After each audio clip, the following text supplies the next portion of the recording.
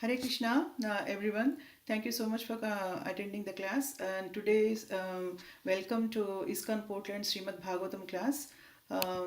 So I'm going to share my screen to read the verse now.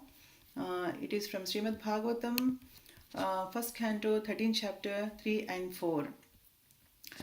तां बन्धुमागतं दृष्ट्वा धर्मपुत्रा सहानुजः धृतराष्ट्रो युयुत्सुश्च सूतः सारद्वतः पृथा गान्धारी द्रौपदी ब्रह्मान् सुभद्रा चोत्तरा कृपी अन्यश्च जामयः पाण्डोर्ज्ञातयः ससूतः श्रियः तां बन्धुमागतं दृष्ट्वा धर्मपुत्रा सहानुजः धृतराष्ट्रो युयुत्सुश्च सूतः सारद्वातः पृथा गान्धारी द्रौपदी ब्रह्मान् सुभद्रा चोत्तरा कृपी अन्याश्च जामयः पाण्डोर्ज्ञातयः साशुतः श्रियः तां बन्धुमागतं दृष्ट्वा धर्मपुत्रा सहानुजः धृतराष्ट्रो युयुत्सुश्च सूतः सारद्वतः पृथा गान्धारी द्रौपदी ब्रह्मन् Subhadra चोत्तरा Kripi अन्याश्च जामयः पाण्डोर्ज्ञातयः सासुतः श्रियः. Dear devotees, anyone wants to read? Repeat.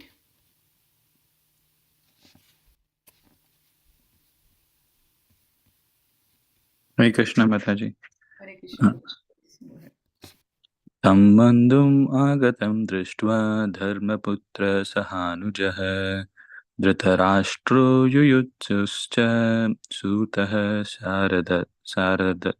शारद्वतः Pritha Gandhari Draupadi ब्रह्मन् सुभद्रा चोत्तरा कृपी अन्याश्च जामय पाण्डोर्ज्ञातयः सशुता स्त्रियः. Krishna. Hare Krishna Prabhuji, thank you so much. Mataji, would you like to read Vijay Lakshmi Mataji? Yeah, I will read.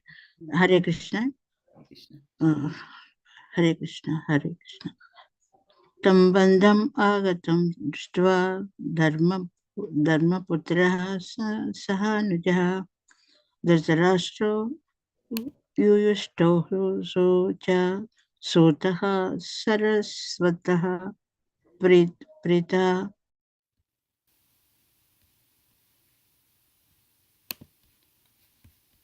సరే మాతాజీ అన్మ్యూట్ చేసుకోండి, బై మిస్టేక్ మ్యూట్ అయింది మీది, unmute చేసుకోండి.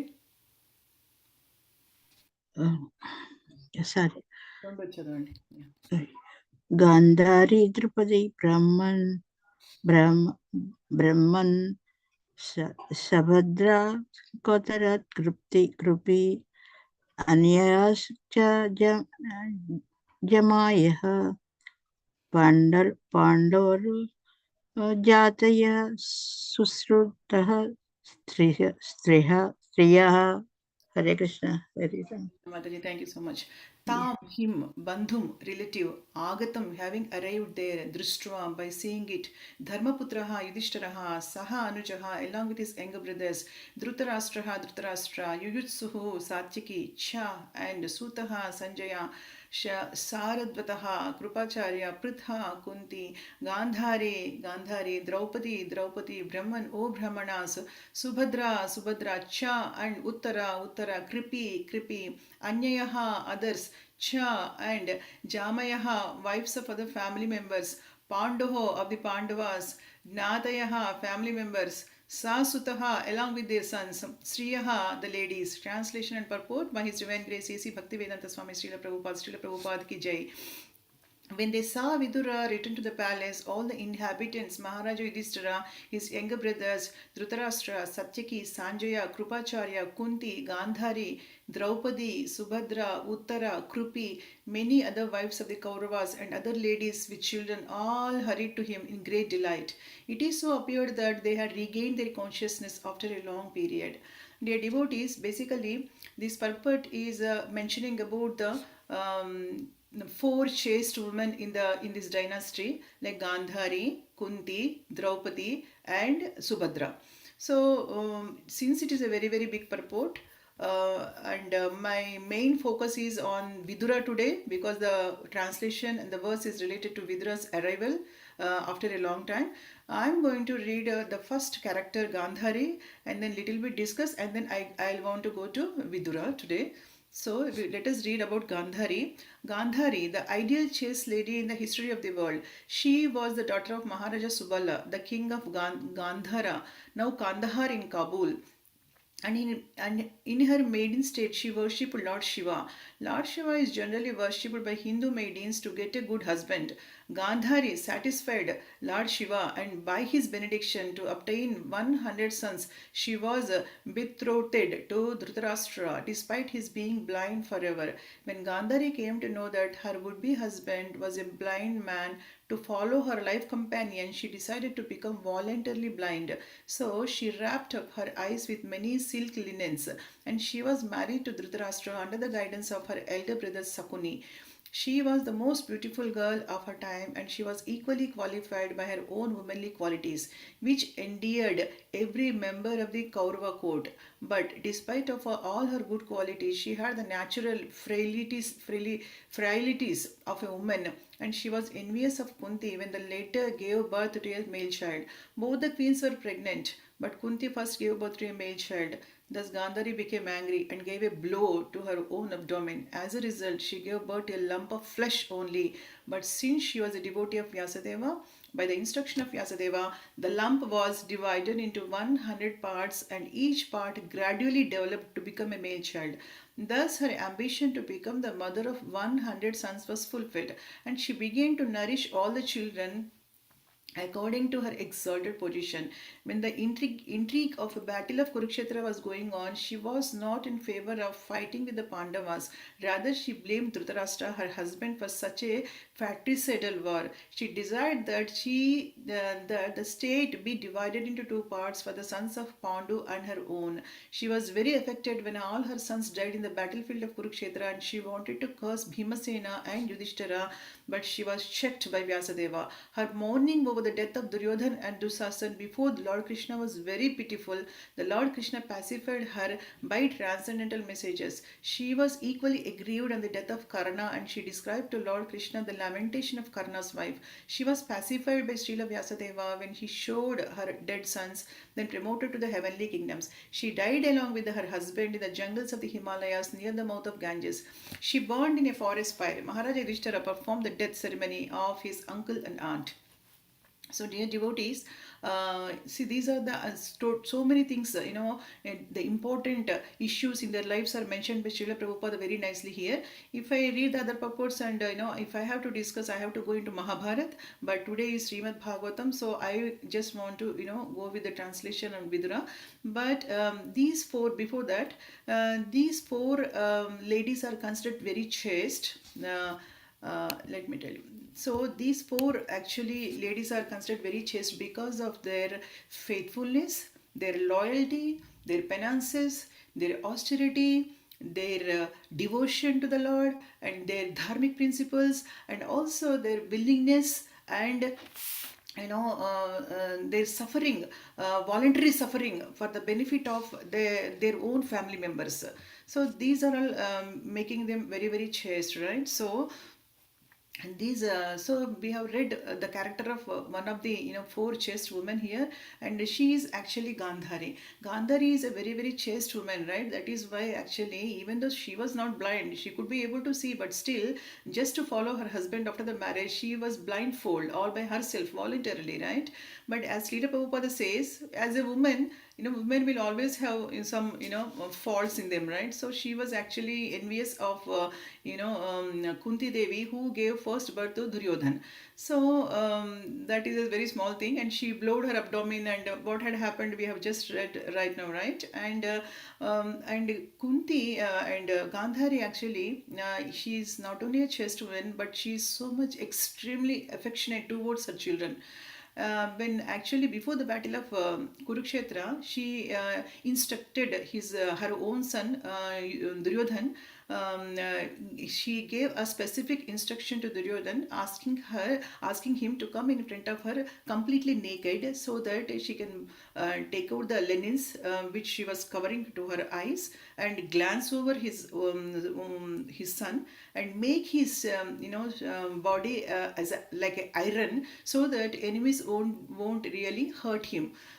So Duryodhana wanted to follow the instruction, but when he was actually going to the ladies' chamber naked, Krishna, who is omniscient and who is very clever and wise, who is very mischievous also, he came in front of Duryodhan, and he said, "Oh, Duryodhan, what are you doing? Oh, you are going naked into the ladies' chamber? Oh, even if it's in front of your mom, it is not suggested. It is not a right etiquette. So why don't you even cover at least lower parts of your body?" Then actually Duryodhan felt very ashamed of himself, and he just covered the lower parts of his body, and he went. That means that he didn't follow the specific instruction given by his mother. So when he went, she was blindfold, unfolded his linens and all that, and she had put her glance on his over his son, and the rest of the body had become like iron, but except the part he covered, like his thighs and hips. So she was actually chastising her son, why didn't you follow my instructions? So when Krishna's plan is there, no one's plan is going to work, right? This is a very very great, good example we can understand. So what happened then? Because this is because Bhima actually, once upon a time, in the assembly of the great elevated souls, Duryodhan actually insulted Draupadi by asking her, by just taking his dhoti aside on his thigh, and he was he was asking actually Draupadi to come and sit on his lap. This is the place where you have to sit, and she got so much insulted, and at that particular time actually Bhima's blood was actually boiling like anything. He wanted to take a revenge on Duryodhan, and he vowed, and he took a vow that I will tear, I will break the thighs of Duryodhan. So then Krishna wanted to always fulfill the desires of his devotees, right? If are genuine enough, then that is the reason why actually, of course, in what happened in Kurukshetra war, we all know, right? So thighs were broken by Bhima Sen's in that weapon. So that is what it happened. So even though she was very very affectionate towards her children, the good quality in her was that she was not inclined to the Kurukshetra war like her husband.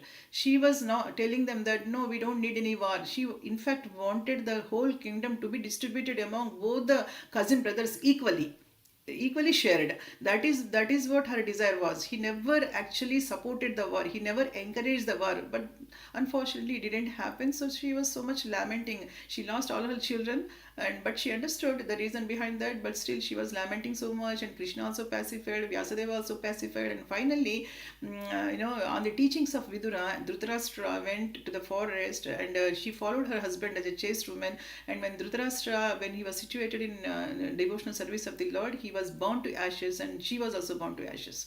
They reached their destinations. So this is all about Gandhari. Now actually I'm going to go to the verse today, the translation. This chapter itself is called as a Dhritarashtra quits home, right? So this is a very significant chapter. The reason behind that is this was actually the preaching of his own brother to basically his own brother was preaching to him the fallacies of continuing his long standing attachments of home, palace, nephews, the kingdom, the opulences of the kingdom, etc., etc. His own brother was teaching him how to get detached and how to be situated in the transcendental service of the Lord, how to get liberated, and all these things were taught by Vidura to his own brother Dhritarashtra. So that is the reason why Dhritarashtra left home, right? So this chapter is very important. And we have read in translation that basically when they, after a long period of time, when Vidura came, to the palace of Hastinapura, after seeing him, they all felt they are in so much delight. They came, they came to him hurriedly, right? So this shows how much love they have, the inhabitants of Hastinapura, towards Vidura, right? So this Duryodhan actually foolishly he was thinking that he made him insulted, Vidura, and he was thinking that he was thinking that he is against the welfare of Kauravas and the Dhritarashtra. But the actual fact was he was always actually giving good suggestions to Dhritarashtra and also to all the Kauravas. But unfortunately, Duryodhana was not able to understand that. So finally, Vidura left the palace, not exactly because that Vidura had Duryodhana had insulted him, but he lost all his interest in the material things and material comforts, kingdom, opulences, everything. He lost his interest, and he wanted to go on to all the pilgrimage holy places. And there is another reason, because he wanted to look for such an elevated spiritual personality who can actually guide him and instruct him in the devotional service. That is what his intention. So this specifies that it's not important that we go to pilgrimages and holy places and just visit them and come back. Oh, we have gone to that place, we have gone to this place. No, going to pilgrimages is hearing from the pure devotees of the Lord, not just visiting.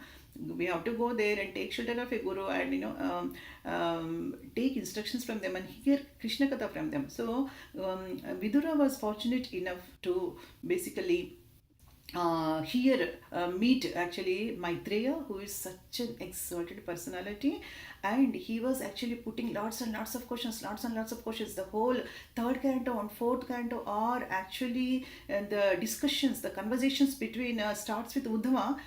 In the third canto, first chapter, the discussion started with Vidura with Uddhava, and then it was again diverted to Uddhava and Vidura and Maitreya. So in the third canto, it started from first chapter, and 30 chapters, more than 30 chapters were there. The 30 chapters were the conversations only, and then fourth canto starting and ending, more than 30 chapters. Total more than 60 chapters were the discussion between Maitreya and elevated souls like Uddhava and Maitreya and Vidura. So we can understand how important Vidura's life is, how much exalted personality he is, right? So another thing is like um, uh, when he had come back, actually when Vidura came back, all the inhabitants of Hastinapura felt that they have regained their consciousness. What does it exactly mean? Suppose a patient who is in coma, okay, if he is 6 months in coma, and then he in achetana stage, basically unconscious state, when he regains his consciousness after 6 months, how does the feeling would be, right? The same feeling. Like another example is like how when we do Nijjal Ekadashi, right, we don't even drink water. Some devotees, they don't even drink water. So next day, after 24 hours of fasting, next day morning, if they drink water, how do they feel? Right? It is like regaining consciousness again, right? So it is like that.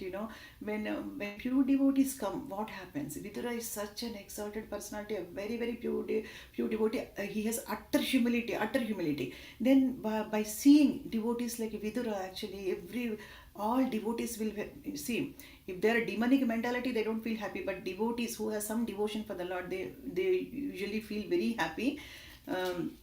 So same wise, these inhabitants of Hastinapura also felt very happy by seeing, Vidura.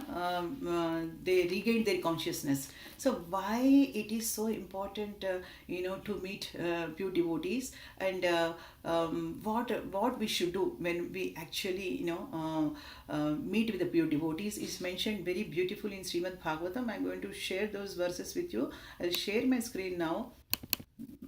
Just a minute. So this is the actual verse. We have discussed a little bit about this, and yes. So why do we need to actually, why it is important to have the association? Why do we feel happy when we associate with the pure devotees is mentioned here. Bhavadvidha bhagavata satridha bhutaha swayam vibho tidi kurvanti tidhani svantaha sthena gada bhrita. This is a discussion between Yudhishthira Maharaj and Vidura. Yudhishthira Maharaj, when Vidura came, he was speaking this. My lord, devotees like your good self are verily holy places personified. Holy places personified, because you carry the personality of Godhead within your heart. You turn all places into places of pilgrimage. So they carry the personality of Godhead in their heart. So wherever they go, that place becomes a holy place. So that is the that is important. See, here it is said the just like, see, the Lord's omnipresence is perceived and manifested by his unallied devotees like Vidura, just as electricity is manifested in an electric bulb.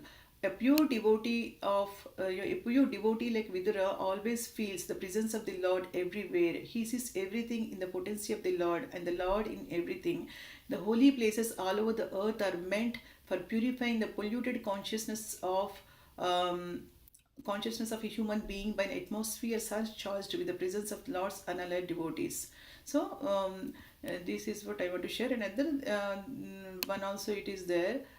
Just a minute, I'll close this. And so here it is mentioned basically in the purport. Naham tishtami vaikunte yoginam hrudayeshu va tatra tishtami narada yatra gayanti madbhaktaha. That means that not only meeting, see, if two pure devotees meet, they are engaged in two devotees meet, they are always engaged in their selves in listening to Krishna, discussing the discussion of Krishna's glory and Krishna's pastimes happens, right? So that is what here I am not. Krishna is saying that I am not in Vaikuntha, nor in the hearts of the yogis. I remain where my devotees engage in glorifying my activities. It is to be understood that the Supreme Personality of Godhead does not leave the company of his devotees.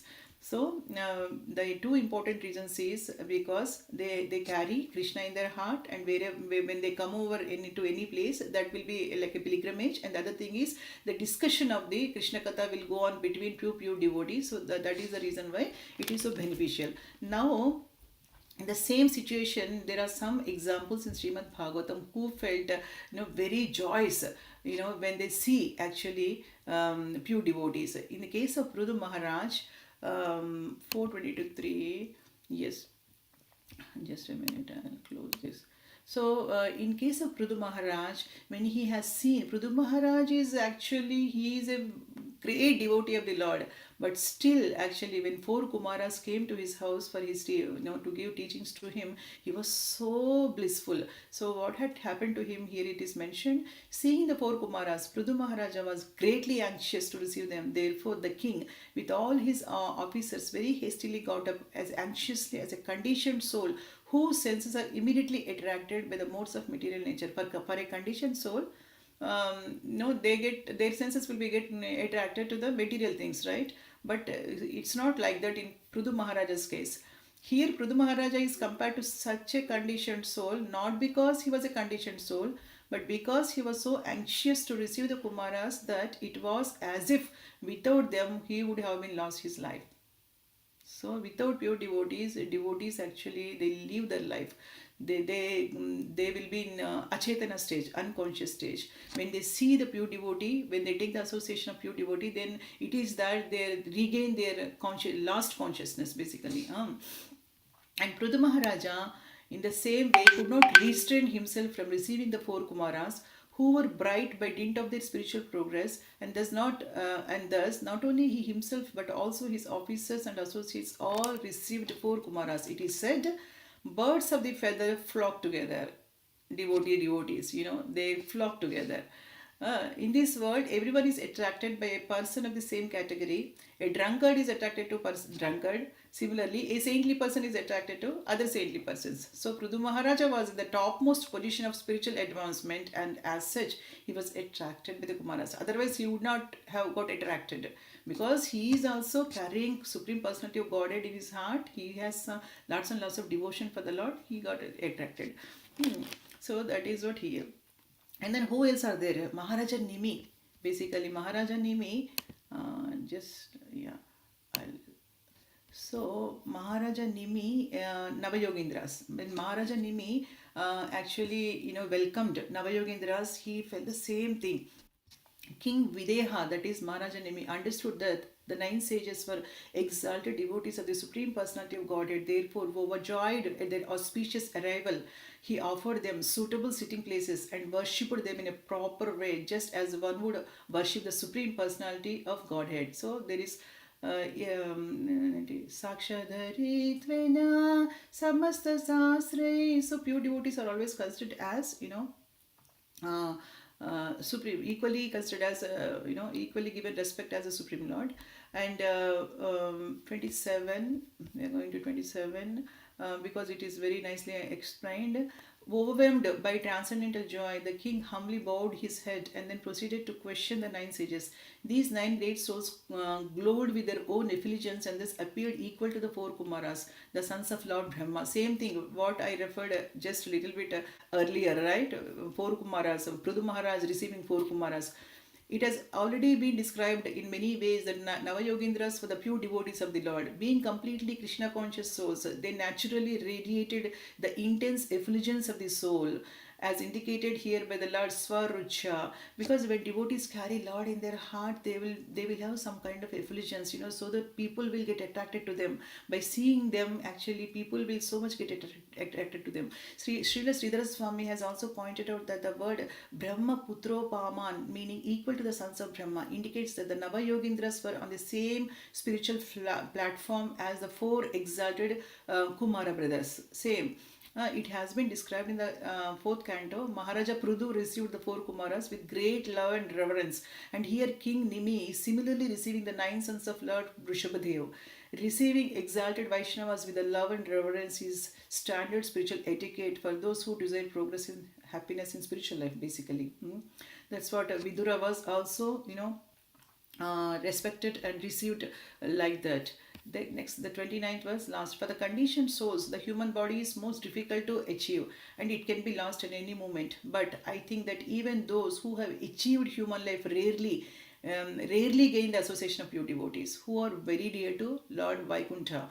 So another wonderful example actually given in the 10th canto of Srimad Bhagavatam, which is so sweet. When Nanda Maharaja heard Nanda Maharaja meeting with Vasudeva, when Nanda Maharaja heard that Vasudeva had come, he was overwhelmed with love and affection, being as pleased as if his body had regained his life. So when we see pure devotees, actually they feel like that. Seeing Vidura, Vasudeva was suddenly present. He got up and embraced him with both arms. So, so these are some examples. Now, basically, we can actually go to the birth of Vidura. So it is very auspicious because even though he is born to the maid servant, but still his birth was so auspicious. Why? Because his father was Vyasadeva. Vidura was born from the body of Vedavyasa and was not less than he. Thus, he accepted the lotus feet of Krishna wholeheartedly and was attached to his devotees. The history of Vidura is that he was born of a Sudra mother, but his seminal father was Vyasadeva. Thus, he was not less than Vyasadeva in any respect, since he was born of a great father who was supposed to be an incarnation of Narayana. And who composed all the Vedic literatures. Vidura was also a great personality. He accepted Krishna as his worshipable Lord and followed his instructions wholeheartedly. This is the greatness of birth of Vidura. And there are some examples to understand his exalted position and also his unlimited, utter humility. So we will see those verses. So what happened is, this is the 3rd canto of Srimad Bhagavatam. When he was advised by Uddhava to meet Maitreya and get instructions and teachings from him, then he actually meets Maitreya. And then because actually Vidura's position is such that, 1 minute, I'm going to go to 3, 5, 1 and 2, right? Yeah. So what is the Vidura position? basically, and what are his questions, how he started questioning Maitreya. See, if suppose I were in Vidura's position, I used to, I mean, if I go in front of Vidura Maitreya, then I will directly ask him, oh, I'm so exalted person, and I'm so much advanced devotee, and can you please tell me about the activities of Krishna, his pastimes, his leelas and everything. But he didn't do that. And what is exactly his position is mentioned here, basically. Vidura was already perfect due to his unalloyed devotion to the infallible Lord. The Lord and the living entities are all quantitatively same by nature, but the Lord is quantitatively much greater than any individual living entity. He is even infallible, whereas the living entities are prone to fall under the illusory energy. Vidura had already surpassed the fallible nature of the living entity in conditioned life due to his being Achyuta Bhava, or legitimately absorbed in the devotional service of the Lord. So he is on the level of Achyuta Bhava. He is already realized. Right? That is why he stopped asking more questions to Maitreya. Right? After the 60 chapters of conversation was over with Uddhava and Maitreya, he was perfectly situated in the transcendental service of the Supreme Personality of Godhead. He understood everything. As Krishna says in Bhagavad Gita 15.15, right? Vedescha sarve ahameva vedya. So he knows the situation of everything he understood about the Lord. Nothing else was there to ask to Maitreya. So he stopped. So he was on that level. Before he come to Maitreya only, he went around, and right from his beginning, beginning of in his life, he was actually a devotee of the Lord. But still, when before he actually when he come in front of Maitreya, what was his behavior, we can discuss now. This stage of life is called Achyuta Bhava Siddha, or perfection by dint of devotional service. And anyone therefore who is absorbed in the devotional service of the Lord is a liberated soul and has all the admirable qualities. The learned sage Maitreya was sitting in a solitary place on the bank of Ganges at Haridwar, and Vidura, who was a perfect devotee of the Lord, by that time only he was perfected, and possessed all good transcendental qualities, approached him for inquiry. So, what is his inquiry? Really, see, O great sage, everyone in this world engages in fruitive activities to attain happiness, but one finds neither satiation nor the mitigation of distress. On the contrary, one is only aggravated by such activities. Please, therefore, give us directions on how one should live for real happiness. He is not putting this question for himself. Vidura asked Maitreya some common questions, which was not originally his intention. Uddhava asked Vidura to approach Maitreya Muni and inquire into all the truths concerning of the Lord, like his name, fame, qualities, form, pastimes, entourage, etc. And thus, when Vidura approached Maitreya, he should have asked only about the Lord, but out of natural humility, he didn't immediately ask about the Lord, but inquired into a subject which would be of great importance to the common man. A common man cannot understand the Lord. He must first know the real position of his life under the influence of the illusory energy.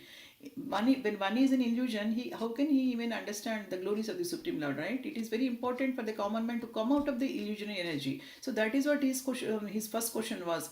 In illusion, one thinks that he can be happy only by fruitive activities, but what actually happens is that one becomes more and more entangled. So, but Vidura, we can understand, his question is, we can understand that how, exalted he is. Now, directly he's asking that. And another thing is like, 3.1.41. Okay. So this is saying that, see, he is actually talking to Uddhava, I think third one, right? So Uddhava, he's talking to Uddhava, and he's expressing his love and affection towards Dhritarashtra, his lamentation, his worry for him. How, even though he got so much of insult from Dhritarashtra and Duryodhana, because Duryodhana was insulting Vidura, and Dhritarashtra couldn't object for that. He was just silently watching everything, right? See, when he left the palace, he didn't even ask Vidura to stay back. No, that much actually blindfolded, in fact, truly blinded Duryodhana, Dhritarashtra, by his love for his son. But still, actually, while he was talking to Uddhava, with lot of lamentation, he was saying, "Oh, gentle one, I simply lament for him, Dhritarashtra, who rebelled against his brother after death. By him I was driven out of my own house, although I was his sincere well-wisher, because he accepted the line of action adopted by his own sons." Vidura did not ask about the welfare of his elder brother because there was no chance of his well-being, because he is against Krishna's plan. Only news of his gliding down to hell. Vidura was a sincere well-wisher of Dhritarashtra, and he had a thought about him in the corner of his heart. He lamented that Dhritarashtra could rebel against the sons of his dead brother Pandu, and that he could drive him, Vidura, out of his own house on the dictation of his crooked sons. In spite of these actions, Vidura never became an enemy of Dhritarashtra, but continued to be his well-wisher. He has such a forgiving nature, right? Such a forgiving nature, and lots of affection for the cruel brother. And at the last stage of Dhritarashtra's life, it was Vidura only who proved to be his real friend. Such is the behavior of a Vaishnava like Vidura. He desires all good, even for his enemies. So many lessons we can learn from Vidura, especially at least I can learn actually that forgiveness. I don't have truly. I don't have any forgiveness. So forgiveness and compassion and all these things. And moreover, we might have a question like when Vidura left everything and like a sannyasi, just like sannyasi, he left everything, wife, opulences, everything he left and he went for pilgrimages. Then why did he even come back again, right? Because he didn't come back again to enjoy material comforts or material opulences of kingdom and etc etc. No, the reason is very clearly given. Although he was the brother of Dhritarashtra, Vidura was completely different. By the grace of Lord, he was not foolish like his brother, and thus his brother's association could not influence him. Dhritarashtra and his materialistic sons wanted to falsely lord it over the world by dint of their own strength. The Lord encouraged them in this, and thus they became more and more bewildered. But Vidura wanted to achieve sincere devotional service of the Lord, and therefore became a soul absolutely surrendered to the absolute personality of Godhead.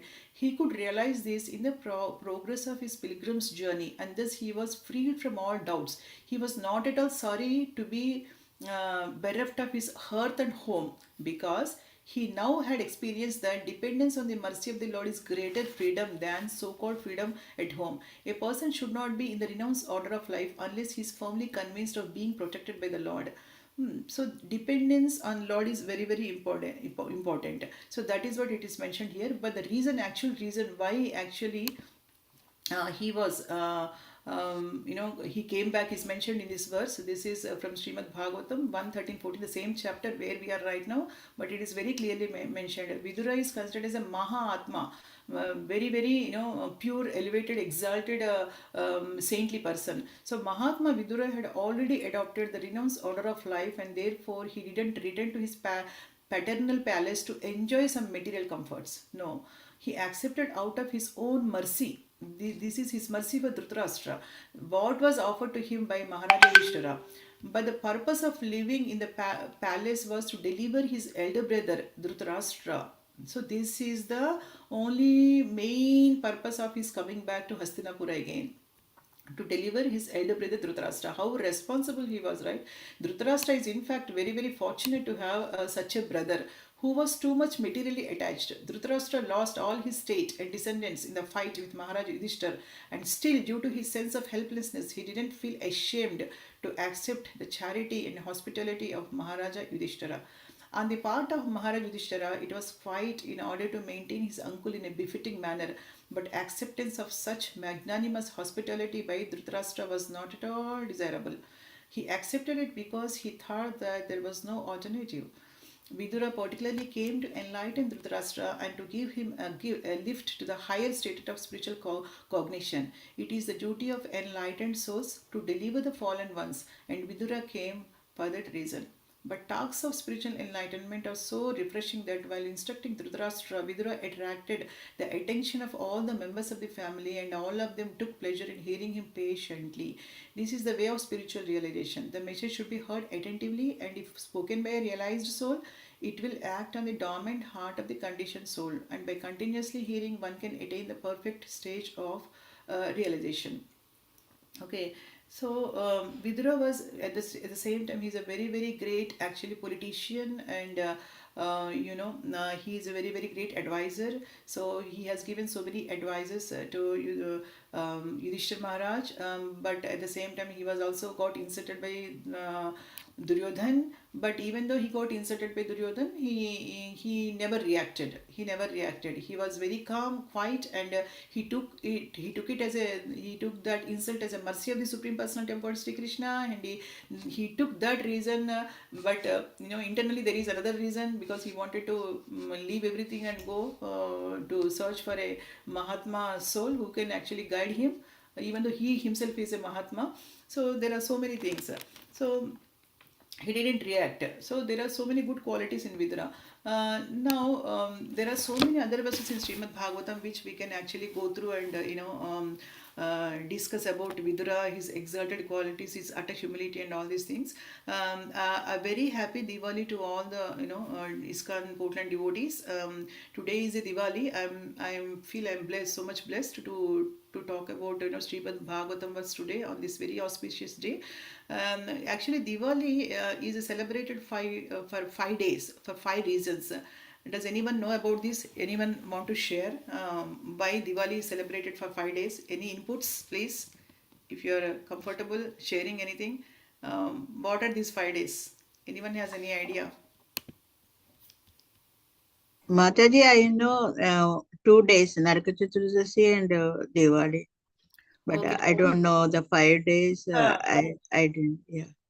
okay. What is the significance of Narka Chaturdasi and Diwali, Mataji?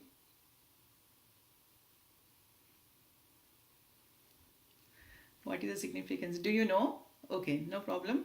Anyone know? Chandrasekhar Prabhu, do you know any significance of Naraka Chaturdasi and Diwali?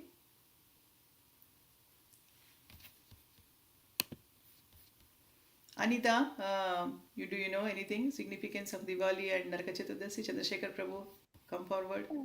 The day Krishna killed Narakasasura,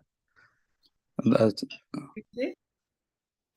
the day that Krishna killed the pastime of killing Narakasura, and the day Lord Ram returned to Ayodhya. Very nice. Any three other days are there? Anyone wants to share? Anita, do you know anything? No, I was just about to say the same thing that Chandrasekhar Prabhu said, Okay, Mataji. thank you, thank you. Okay. So I'll tell you, I'll share. The first day of Diwali is celebrated basically 5 days. The first day is the appearance of Lord Dhanvantari, who delivered the Ayurvedic medicine. So that is very special day. That is also celebrated as Diwali. And the second day is, as you both mentioned, like Naraka Chaturdasi, and also Vijayalakshmi Mataji mentioned, Naraka Chaturdasi, where Lord Krishna actually kills Narakasura, and liberated 16,000 princesses. Who were actually abducted and kidnapped and stored in Narakasura's palace. And the third day is Diwali, in the honor of Lord Ramachandra and Goddess Sita Devi coming back after their actually victory over Ravanasura. So that is mentioned as a victory, good victory of a good over evil. So the inhabitants of Ayodhya, everyone actually lighting the diyas, deepas, and welcoming the Lord who is coming along with his concert. So that is a very beautiful. That is why we lit actually, diyas and Diwali day. And the fourth day actually is a celebration of Govardhan festival, where Lord Krishna lifted Govardhan festival. We know, the in detail. We all know what is the pastime, right? Which is mentioned in Srimad Bhagavatam. So that is Lord Krishna just to take out the pride of his dear devotee Lord Indra.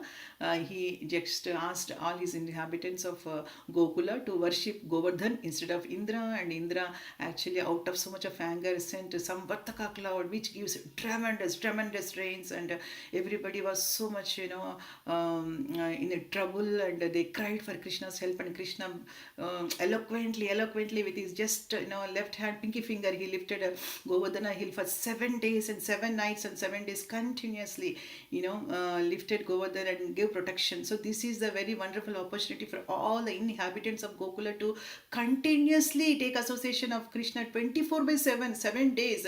by seeing him, they were not able to even actually turn their faces also, because every time when Krishna goes to herding cows and all that, the gopis and everybody used to feel separation from him. But this is the wonderful opportunity for each and every inhabitant of Gokula to take Krishna's association, seeing the form of Krishna totally from 7 days, morning to night, totally 24 hours. So this is a great opportunity, right? Seeing face to face Krishna. So that is wonderful. And the fifth day is called as basically Bharatri Duj.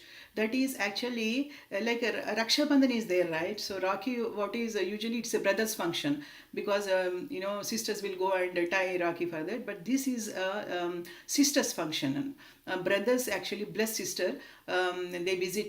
This happened because that day it happened that Yamaraja went to Yamuna Devi to meet Yamuna Devi and bless her. So this will happen. This is called as Sisters' Day, because sisters welcome their brothers, and they will get blessings from the brother. So Yamaraja and Yamuna both are brother and sister, right? So it was actually celebrated like that. So usually on this day it is auspicious to take, if we have any brothers, to take blessings from them. So this is a 5-day festival of Diwali.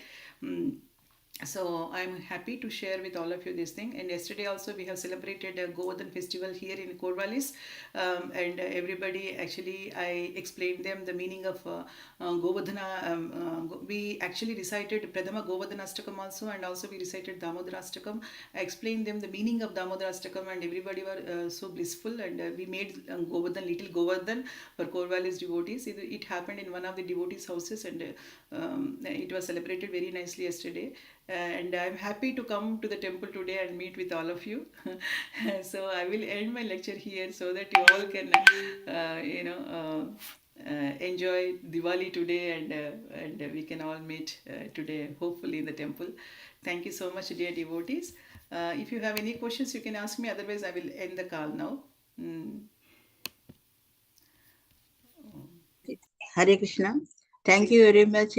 Early morning of Deepavali, and you are giving good lecture about Vidra's character, and explaining that Dhritarashtra's status, and now Deepavali, how many days, that also don't know by anyone. Maybe some very little people can know that, but it is very, very good to hear and know that. Thank you very much. Thank you. Thank you, Mataji. Thank you so much. So, Thank you so much, Mataji. I just wanted to echoing whatever Vijayalakshmi Mataji said. Yeah, on such an auspicious day, we heard about the glories of a wonderful devotee, Vidura. And thank you so much for explaining the 5 days of celebration for Diwali as well, to enlighten ignorant souls like me. Yeah, welcome. thank you so much, Please Mataji. don't say Hare that. You're Krishna. all very nice devotees. Thank you so much for tolerating me today on the auspicious day of Diwali. Thank you so much. Thank And you. yeah, shall we then? Yeah, if there are no questions, comments, then maybe we can end the call now here. So, Vancha Kalpatarupyascha Krupa Sindhubhe Evacha Patitanam Pavanebhyo Vaishnavebhyo Namo Namaha. Thank you, dear devotees. Once again, happy Diwali to everyone. I'm going to end my call here, okay? Hare Krishna. See you all in the temple. Hare Bol.